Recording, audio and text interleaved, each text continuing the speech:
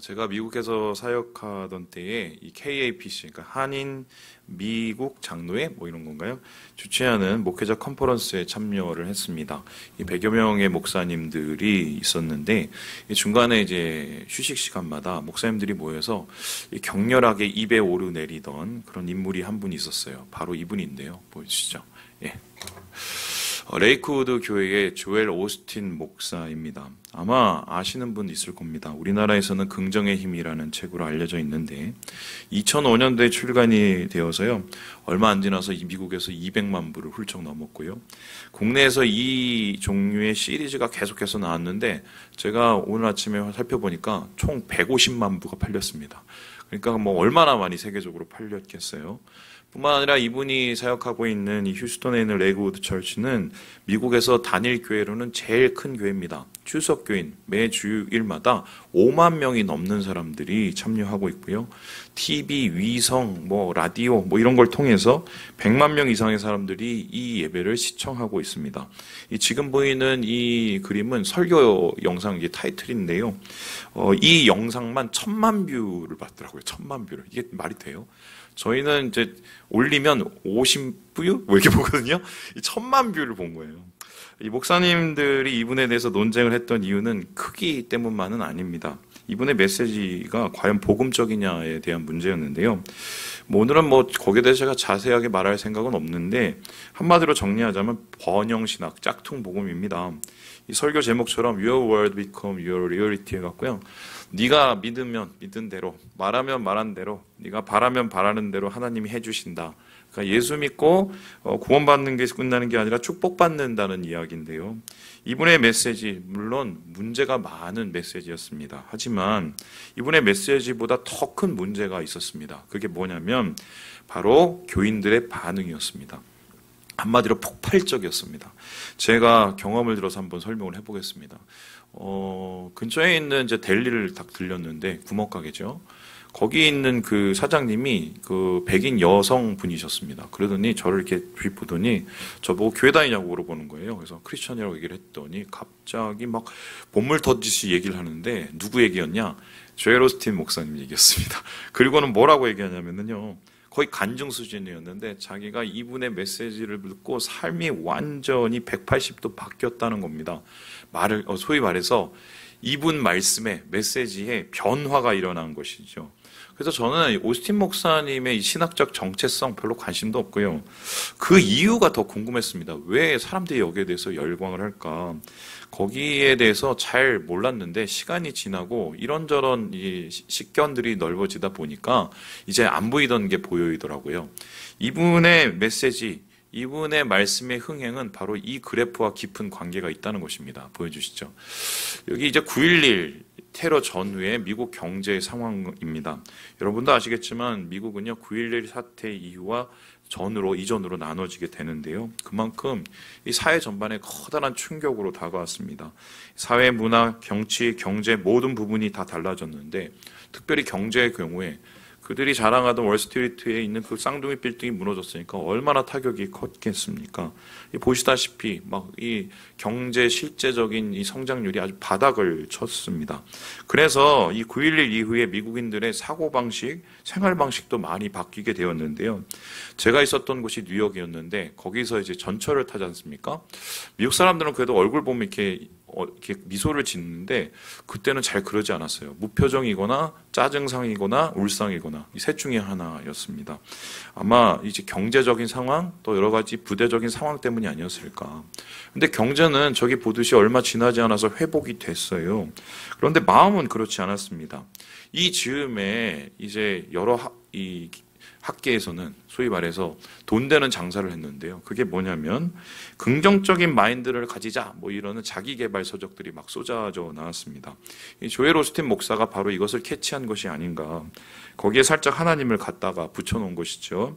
불평불만의 삶을 내려놓고 소망하고 희망의 삶을 살면 하나님이 역사해 주신다. 이렇게 윤색해 놓은 것입니다. 교회를 매개체로 일종의 긍정의 심리학을 퍼뜨려서 흥행한 것인데요. 이게 효과가 엄청났던 것이죠. 그만큼 불평, 불만이 미국 전역을 다 이제 가득 차였기 때문입니다. 그래서 이 조엘 오스틴 목사의 긍정의 힘이 성공한 것은 아이러니하게도 미국 안에 있었던 부정의 힘, 불평의 힘 때문이었습니다. 이러한 불평의 힘이 미국을 좌지우지하고 있었기 때문에 이분의 메시지가 많은 사람들에게 영향을 주게 된 것인데요. 문제는 제가 요즘 우리나라의 여러 가지 상황을 보면 비슷한 느낌을 받고 있어요. 굉장히 비슷한 느낌을.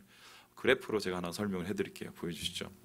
2021년까지 이렇게 조사를 한 2022년도에 나오는 조사 결과인데요. 여러분은 삶에 대해서 얼만큼 만족을 하십니까? 라는 질문을 받은 이 만족도 지수입니다. 이 한국보건사회연구원에서 사회통합 실태 및 대응 방안이라는 연구 일환으로 이 전국 성인 남녀 3,923명을 대상으로 조사를 했는데 2017년이 아마 우리나라에서는 가장 삶의 만족이 높았던 시기 같아요. 이때가 언제인지 잘 기억이 안 나요. 근데 이 기점을 통해서 정점을 찍고는 점점 내려앉았습니다. 비슷한 조사들을 이렇게 비교를 해보니까 거의 비슷하던데요. 계속 하향세입니다. 이 작년은 수치가 적용되지 않았지만 거의 비슷할 겁니다. 코로나 영향이 크겠고요. 참고로요, 잘 들으세요. 연세 많으실수록 더 불만이 많으십니다. 그렇게 결과가 나왔어요. 지금 우리 주위에 일어나고 있는 강력범죄, 사회 갈등, 저는 이 그래프하고 상당히 관련이 있을 거라고 생각합니다. 우리나라 사람들 원래 무표적인데 제가 얼마 전에 전철을 타봤더니 이제는 무표정을 떠나서 정말 불표정이더라고요. 불표정. 그래서 제가 그걸 보고 한마디로 정리하면 야, 지금 우리는 불평시대를 살고 있다. 이것도 지금 교회에 큰 영향을 미치고 있지요. 오늘 말씀 주제가 그래서 바로 불평에 대한 얘기예요. 불평의 정체. 그리고 극복, 이런 얘기를 하고 싶은데, 그렇다면 성경은 이 불평에 대해서 무엇이라고 이야기하고 있을까? 그래서 오늘 본문을 제가 선택한 것입니다. 왜냐하면 본문에는 이스라엘 백성의 본격적인 불평 여행이 시작되고 있기 때문인데요. 우리 함께 1절의 말씀을 같이 한번 읽어보도록 하지요. 시작! 여호와께서 들으시기에 백성이 악한 말로 원망하매 여호와께서 들으시고 진노하사 여호와의 불을 그들 중에 붙여서 진영 끝으로 사르게 하시매. 이스라엘 백성들이 막 불평을 시작해서 하나님께서 승질이 나셨는지 진영 바깥에서부터 불이 막 타오르겠습니다. 좀 그만하라는 거죠. 그런데 이스라엘 백성의 불평은 어제 오늘 일이 아니었습니다. 제가 이스라엘 백성이 어느 정도 불평을 했는지 이 지도를 가지고 만들어봤는데요. 일종의 불평 지도죠. 보시다시피 출애굽 시작부터 끝까지 계속해서 불평을 합니다. 한마디로 이 여행은 불평과의 동행이었는데요. 가는 곳마다 항상 불평을 달고 살았습니다. 이스라엘 불평 이렇게 계속되었지만 본문의 사건은 더욱 심각하였습니다. 왜냐하면 감당할 수준을 넘어서고 있기 때문입니다. 다베라 사건, 기브로 핫다하 사건, 그리고 이어지는 미리암 반역 사건, 그리고 가데스 바네아 사건. 불평이 불평을 낳고 계속 불평으로 증폭이 되는데요. 결국 이 불평의 여행은 이렇게 결론 맺어집니다. 우리 함께 14장 말씀을 같이 한번 읽어보죠. 시작!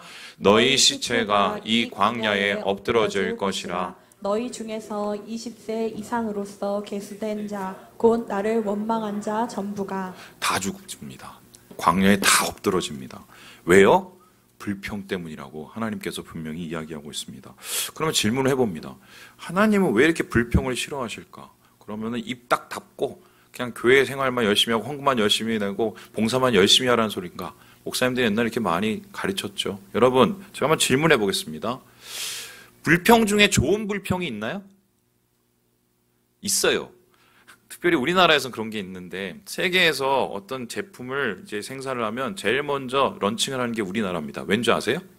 그게 나오면은 거기에 대해서 불평 댓글을 엄청 달기 때문입니다. 그러면 그 불평을 가지고 개선을 해갖고 더 좋은 물품을 만들 수 있기 때문에 불평이 좋은 영향을 줍니다.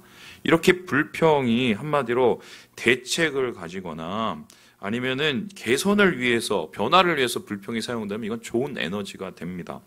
왜냐하면 자기도 변하고 주위에 있는 사람들도 변하기 때문이죠. 근데 문제는요, 대책 없는 불평입니다. 성찰이 없는 불평입니다. 이런 경우에는 불평을 위한 불평으로 끝맺을 수 있기 때문입니다. 본문에는 이러한 나쁜 불평에 대한 부정적인 영향을 말하고 있는데요. 정리해보면 세 가지로 이게 요약이 될 수가 있어요. 우리 함께 첫 번째 읽어보도록 하겠습니다. 시작! 시야를 좁게 만든다. 불평이 왜 그토록 문제가 되느냐? 우리의 모든 시각을 제한하고 좁게 만들기 때문입니다. 우리 함께 6절의 말씀을 같이 한번 읽어보도록 하겠습니다. 시작. 이제는 우리의 기력이 다하여 이 만나 외에는 보이는 것이 아무것도 없도다 하니. 이 사람들 광야에서 살았으니까 여러분 캠핑 뭐 계속하는데 이게 좋겠습니까? 그래도 먹고는 살고 마시고는 살고 그리고 잘 자고 잘 살았어요. 그런데 오늘따라 그날따라 더 그들의 이 광야의 삶이 어렵게 보였던 건 뭐냐면 주위에 보니까 만나밖에 아무것도 없다고 생각했기 때문입니다. 참고로 맨 처음에 만나가 떨어졌을 때 이 사람들 엄청 좋아하고 행복해했거든요. 너무 맛있다고. 그런데 그 만나가 이제 불평의 대상이 됩니다. 왜 그런 줄 아세요? 없는 것만 보이기 때문이에요. 이것을 좀 더 자세하게 볼 수 있는데요. 여러분, 이스라엘 백성들이 왜 이 불평을 시작했는지 아십니까? 왜 오늘 또 이 다베라 사건의 불평이 시작됐는지 아세요? 학자들은 여기에 대해서 비슷한 상황을 찾고 있는데요. 바로 출애굽기 15장에 나오는 마라 사건입니다. 우리 같이 한번 읽어보도록 하지요. 시작! 모세가 홍해에서 이스라엘을 인도하매 그들이 나와서 수루 광야로 들어가서 거기서 사흘 길을 걸었으나 물을 얻지 못하고 백성이 모세에게 원망하여 이르되 우리가 무엇을 마실까 하매. 오늘 본문은 시내산에서 하나님하고 있다가 이제 사흘 길을 행군하다가 불평을 하게 된 겁니다. 지금 비슷한 얘기가 출애굽기 15장에 있는데 홍해에서 애국 군대 다 죽고 나서 승리하고 감격하고 찬양하다가 사흘 길을 걷습니다. 그러다가 불평을 시작하는데요. 그 불평의 이유가 뭐 때문이에요? 뭐를 얻지 못합니까? 물을 얻지 못한다. 갈증 때문이었어요. 불평의 모든 시작은 갈증 때문이었다. 왜 갈증이 그들의 불평의 시작이 되었을까? 이 다음 그림을 보면 아주 이해가 쉽습니다. 여러분 보세요. 그들이 살고 있던 이집트의 나일강입니다. 한편은 지금 그들이 머물고 있는 이집트 광야입니다. 확 봐도 차이가 싹 나죠. 뭐가 없습니까? 물이 없습니다. 그러니까 그 전에 이집트에 살 때는 다른 건 몰라도 물은 되게 많았습니다. 물 때문에 걱정을 안 했습니다. 근데 광야는요, 물이 없는 거예요. 그러니까 있던 게 없으니까 없는 것만 보이는 겁니다. 자, 그렇다면은 진짜 없는 게 많았을까요? 아니면 얻은 게 많았을까요? 이스라엘 백성들이 광야에 와서 얻은 것은 많습니다. 불기둥, 구름기둥, 그리고 만나, 그리고 하나님께서 자유와 해방을 주셨죠. 무엇보다 하나님께서 그들과 함께 하시는 임재를 매일매일 나타내 주셨습니다. 그리고 앞으로 얻을 것도 많습니다. 좀만 참으면 가나안 들어가면 젖과 꿀이 흐르고 거기는 소위 말해서 하나님의 영광이 이루어질 그런 나라가 다가오게 되는 것이지요. 그런데 불평은 그런 것들 못 보게 합니다. 없는 것만 보게 합니다. 당장 내가 있었었는데 지금은 사라진 그것만 보게 만듭니다. 갈증만 보게 만듭니다. 그게 전부인 것처럼 생각하게 만듭니다. 비슷한 예가 성경에 나와 있는데요. 우리가 지난주 매일 성경을 통해서 묵상했던 엘리야 이야기입니다. 여러분, 엘리야는 정말 위대한 선지자죠.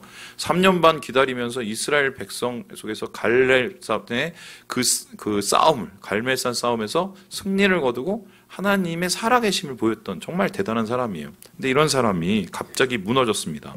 그리고는 저 광야로, 그리고 하나님의 산 호렙산으로 도망칩니다. 왜 도망쳤는 줄 아세요?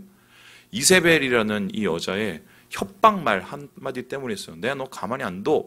이 얘기에 겁을 먹고 도망갔는데요. 자, 그렇다면은 그 말 한마디가 그렇게 컸을까? 다음 말씀을 보면 정말 엘리야를 무너뜨렸던 것이 무엇인지를 보게 됩니다. 우리 함께 19장 10절 말씀 읽어보도록 하죠. 시작! 그가 대답하되 내가 만군의 하나님 여호와께 열심히 유별하오니 이는 이스라엘 자손이 주의 언약을 버리고 주의 제단을 헐며 칼로 주의 선지자들을 죽였음이오며 오직 나만 남았거늘 그들이 내 생명을 찾아 빼앗으려 하나이다. 여기서 중요한 거는 이스라엘의 상황 판단이에요.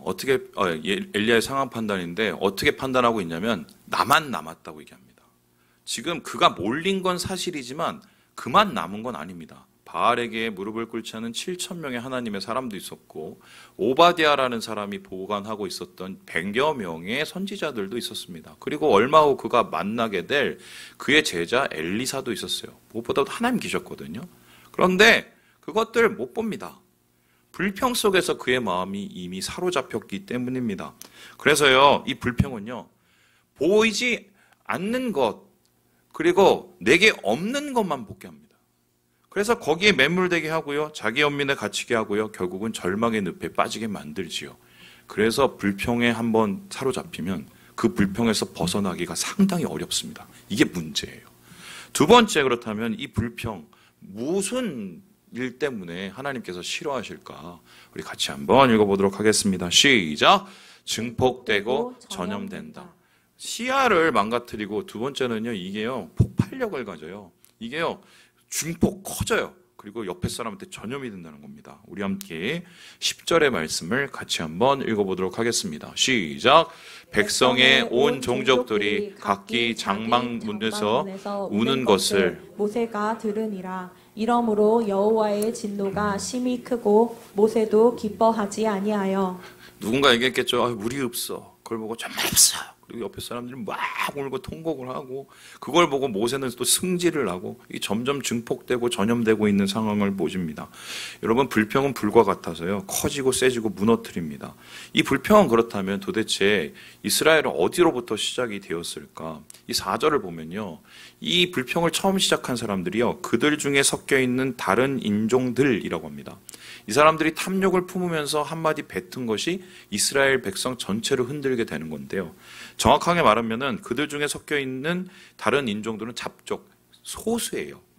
소수의 몇 마디의 말이 공동체 전체를 무너뜨리는 이유가 되고 있는 것입니다. 여러분, 이게 진짜 가능할까요? 이와 비슷한 연구가 계속되고 있는데요. 바로 그냥 프레이밍엄 연구입니다. 이게 이제 원래는 심장질환에 대한 연구를 시작을 했어요. 1948년부터 지금까지 미국 동부에 있는 매사추세츠주 이 보스턴 근처에 있는 한 마을을 조사를 했습니다. 그 마을에 28,000명 정도 되는데 5,000명 정도를 조사하면서 그들에게 일어나는 건강의 변화를 이렇게 살펴봤어요. 근데 이 조사와 곁들어서 이 여러 부가적인 이 실험들이 일어났는데 그 중에 하나가 부정적인 감정들이 어떻게 많은 사람들에게 영향을 주는지에 대한 것이었어요. 이에 대해서 존 카시오포 교수가 이런 결론을 내리는데요.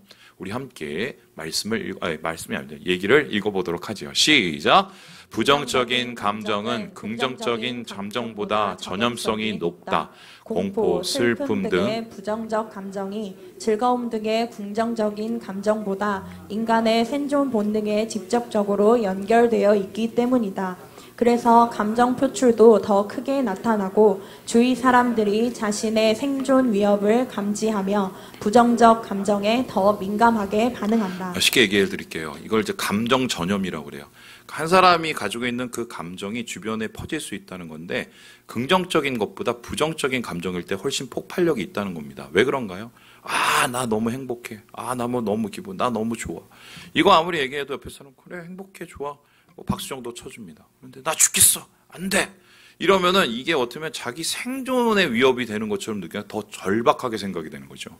그러면 그런 것들이 옆에 사람들에게 영향을 주고 영향을 줘서 긍정 에너지가 주는 이 영향력보다 부정적인 감정이 주는 영향이 훨씬 커진다는 이야기입니다. 지금 이스라엘 백성들 가운데도 비슷한 상황이 이루어지는데요. 작족들의 작은 탐욕에 의한 불평이 이스라엘 백성을 어떻게 망가뜨리는지 한번 보세요. 다음 그림 보여주시죠. 이게 이제 민수기 이후에 나오는 불평에 대한 단어인데요. 이 세 가지의 단어가 나옵니다. 이 첫 번째는 아난이라는 단어예요. 오늘 이 11장에 나오는 단어인데 이건 그냥 투덜거리는 수준이었습니다. 아우 물 없어, 아우 힘들어, 아우 괴로워 이런 정도의 수준이었어요. 투덜거리는 거죠. 그런데 이게 13장에 가면 어떻게 변하냐면 뒷바라는 단어로 변합니다. 이게 악평이라는 단어인데요. 수근거리고 남 탓하는 겁니다. 이거의 원어가요 다바드인데요. 이 다바드라는 단어가 뭐냐면 미끄러져 내려오는 거예요. 그래서 불평의 말이 자연스럽게 미끄러져 내려와서 흘러가는 겁니다. 이제 일상이 돼버린 거예요. 그리고는 14장에 가서는 이제 룬이라는 단어가 나옵니다. 이건 이제 원망이라는 단어인데 정확하게 보면 어디에 멈춰서 서서 거기에 살면서 절대로 꼼짝하지 않는 겁니다. 그래서 지금 불평이 처음엔 투덜거미로 시작했다가 자연스러운 일상이 되고 그리고 나중에 뭐예요? 아예 거기에 사로잡혀서 벗어나지 못하는 수준이 되어버리게 되는 거죠. 이러한 불평의 영향력은 심지어 모세까지 망가뜨리는데요. 우리 함께 15절의 말씀을 같이 한번 읽어보도록 하겠습니다. 시작! 주께서 내게 이같이 행하실진대 구하옵나니 내게 은혜를 베푸사 즉시 나를 죽여 내가 고난 당함을 내가 보지 않게 하옵소서. 하나님, 왜 얘네들 맡겨갖고 날 이렇게 힘들게 만들어요? 죽여주세요. 아, 나 못 찾겠어요. 하나님, 나를 막 별로 안 좋아하시는 것 같아요. 이게 모세가 이렇게 얘기를 했습니다.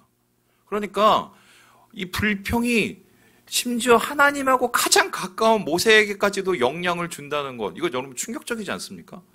믿음이 그렇게 대단한 사람조차도 불평의 얘기가 듣고 보면 나중에 자신도 모르게 거기에 빠지게 될 수 있다는 이 대단한 힘을 보게 되는 거죠. 모세는 그 백성들 앞에서 자신의 무능을 느꼈습니다. 그들이 악한 만큼 더욱 무능해졌고요. 그래서 하나님 앞에 얘기하는 거죠. 하나님, 차라리 죽여주세요. 저 안 돼요. 저 못하겠어요. 이 정도로 우리의 영혼을 망가뜨리고 공동체를 망가뜨릴 수 있는 힘이 이 불평 안에 있다는 것입니다. 그런데 불평의 가장 최종적인 문제는 바로 이건데요. 우리 같이 세 번째 읽어보도록 할까요? 시작! 하나님을 제한하게 된다. 결국 이 문제가 하나님을 향해서 갈 때 이거는 하나님을 제한하는 불신으로 끝난다는 겁니다. 우리 함께 21절의 말씀을 같이 한번 읽어보죠. 시작! 모세가 이르되 나와 함께 있는 이 백성의 보행자가 60만 명이온데 주의 말씀이 한 달 동안 고기를 주어 먹게 하겠다 하시오니 그들을 위하여 양떼와 소떼를 잡은들 조카오며 바다의 모든 고기를 모은들 조카오리이까. 이 백성들의 불평은요, 고기 달라는 것이었습니다. 그래서 하나님께서 그래 내가 고기 줄게 라고 했습니다. 모세의 불평은 하나님 나 혼자 못하겠다는 것이었습니다. 그래서 하나님께서 그래 내가 70인의 장로를 세워줄게 라고 얘기했습니다. 하나님이 그 불평을 다 들으시고 다 거기에 대해서 반응을 해주세요. 그러면 감사합니다 이래 되잖아요. 그런데 모세가 뭐라고 했습니까? 그게 가능해요? 이렇게 얘기합니다. 하나님을 믿습니까? 안 믿습니까? 안 믿습니다. 왜 안 믿습니까? 왜 보세요. 이 사람 하루도 아니고 한 달 동안을 60만 명, 장정만 60만 명, 뭐 다 합치면 200만 명 되죠. 얘네를 다 먹인다고요? 하나님, 주변에 있는 고기 다 끌어다가 놓고, 물고기까지 다 끌어다 놓고, 어떻게 먹입니까? 한마디로 지금 자신 안에 갇혀서 하나님이 어떤 분이신지를 잊어버리게 되는 것입니다. 그래서 이 불평은요, 결과적으로 믿음의 문제로 결말을 맺는데요. 하나님이 어떤 분인지 모르게 되고 믿지도 못하게 돼요. 결국 불평은 불신으로 끝이 나요. 자, 여러분, 우리의 삶을 망가뜨리는 이 불평의 의미 얼마나 대단한지를 보게 되죠. 영적인 이 문제까지 가게 될 때 이것이 얼마나 심각한지를 말씀을 통해 보게 되었습니다. 자, 그렇다면 우리도 비슷한 상황을 앞으로 겪게 될 가능성이 커요. 내년 되게 어렵거든요. 그럼 이 불평으로부터 어떻게 하면 우리의 마음과 믿음과 영혼을 지켜낼까요? 여기에 대해서 하나님은 모세를 이렇게 다그치십니다. 우리 함께 23절의 말씀을 읽어보도록 하죠. 시작! 여호와께서 모세에게 이르시되 여호와의 손이 짧으냐 내가 이제 내 말이 내게 응하는 여부를 보리라. 하나님께서 말씀하셨어요. 야, 내 손이 그렇게 짧냐? 이렇게 물었습니다. 여기서 손이라는 것은 보세요. 힘을 상징하고요. 짧다는 것은 적다라는 것이죠. 그러니까 야, 내가 그렇게 능력이 안 돼? 하나님께 대놓고 물어보시는데 사실 히브리어 표현에 손이 짧다, 조막손 뭐 이런 표현은요. 죄송해요. 병신이라는 소리가 있습니다. 그러면 정확하게 하나님께서 자기 자신에 대해서 뭐라고 얘기하시냐? 야, 내가 병신이냐? 이렇게 얘기하고 있는 거예요. 하나님 60만 명 어떻게 다 먹입니까? 그 곡이 안 돼요. 하나님 하신다고 그래도 그게 되겠어요? 하나님 뭐라고 하세요? 내가 병신이야? 내가 병신이야? 그리고는 하나님께서 그 불평에 중독되어 있는 모세에 대해서 거기로 탈출하는 방법을 한 가지 가르쳐 주시는데요. 너 이제 그만. 나를 좀 봐. 내가 뭘 하는지를 좀 봐. 라고 하나님께서 이야기를 하십니다. 그리고는 하나님께서는 자신이 어떤 분이신지를 이것을 통해서 보여주시는데요. 우리 그림 보여주실까요? 하늘에 메추라기 떼가 날라듭니다. 어느 정도로 날라들었냐? 이 땅에 떨어져 갖고 이것을 주워 먹다가 나중에 배가 차서 이에 낄 정도로 먹습니다.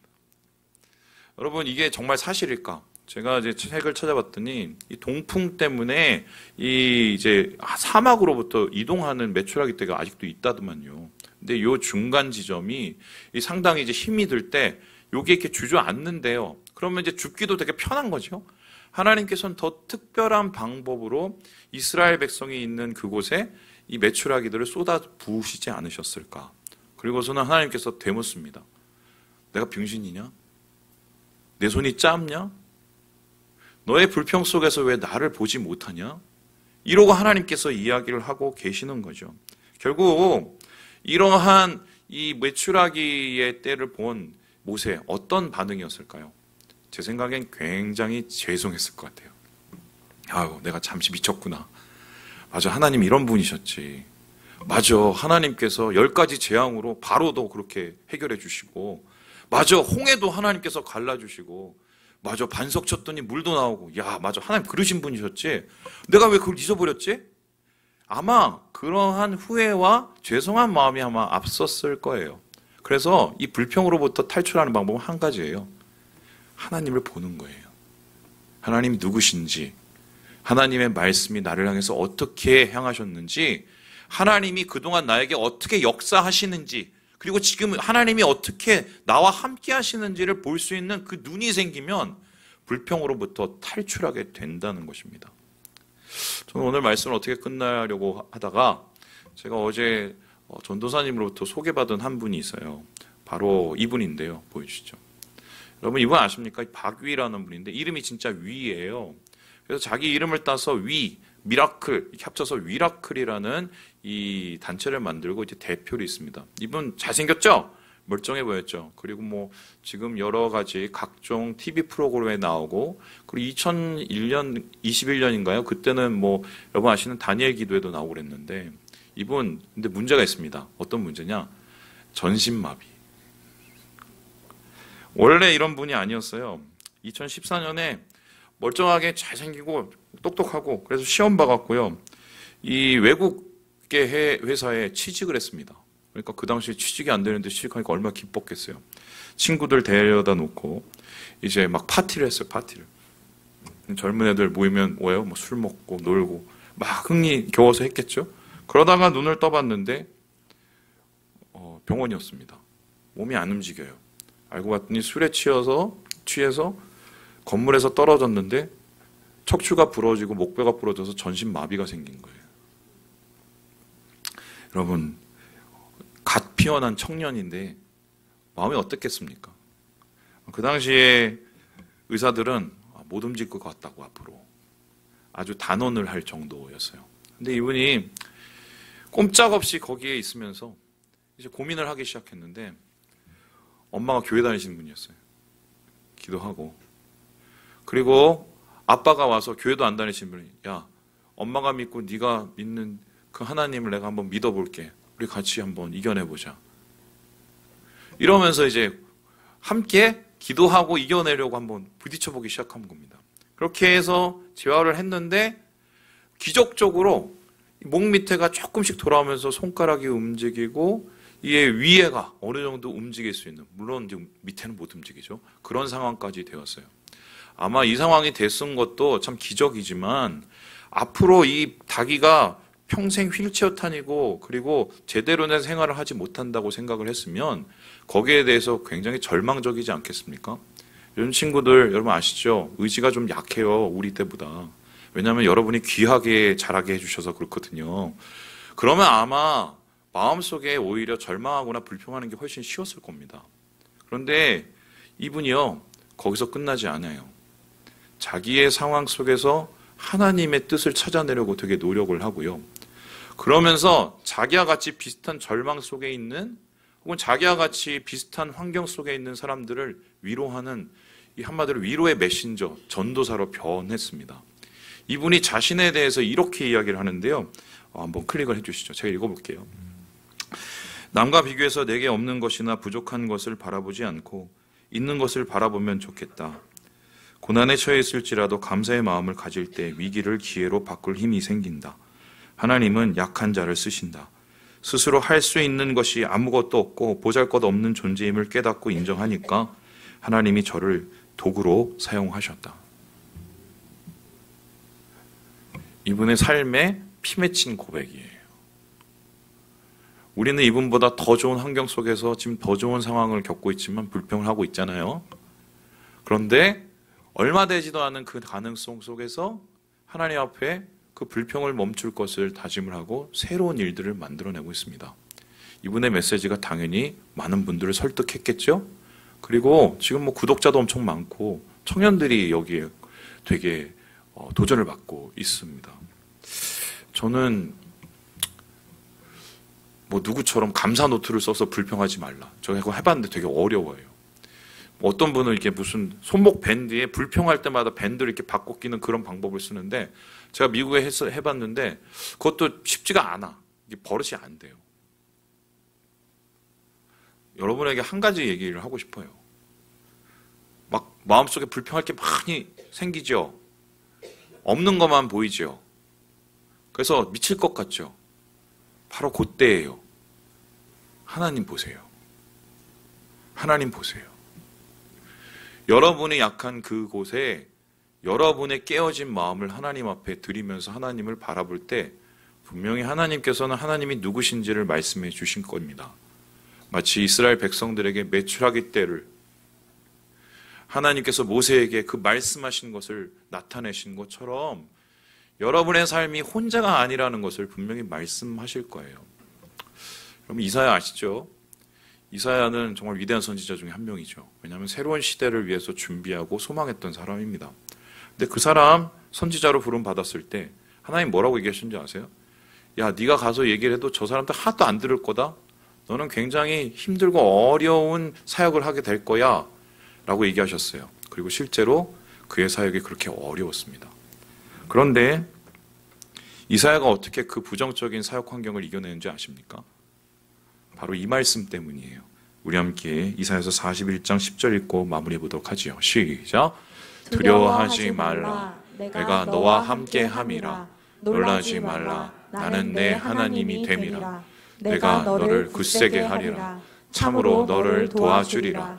참으로 나의 의로운 오른손으로 너를 붙들리라. 내 손은 안 짧아. 내 오른손을 봐. 내가 너 붙잡고 있잖아. 그러니까 견뎌내. 할 수 있어. 사랑하는 우리 형제 자매 여러분, 이 불평의 시대에 이 싸움을 포기하지 마시고 하나님의 주시는 약속과 믿음으로 승리하시는 그 손을 붙잡으시는 우리 모든 형제 자매들 되시길 주님의 이름으로 축원합니다. 기도하겠습니다.